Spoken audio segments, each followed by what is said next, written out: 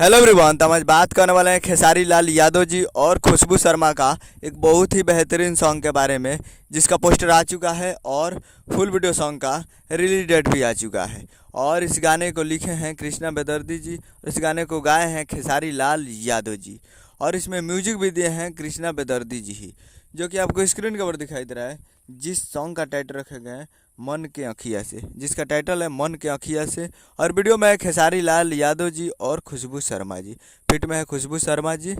और ये एक मूवी का सॉन्ग है, जिस मूवी का नाम है मेरे नैना तेरे नैना, जिस मूवी का नाम है मेरे नैना तेरे नैना। और इस मूवी का काफ़ी बेहतरीन सॉन्ग है, जिस सॉन्ग का टाइटल रखे गए हैं मन के अखिया से।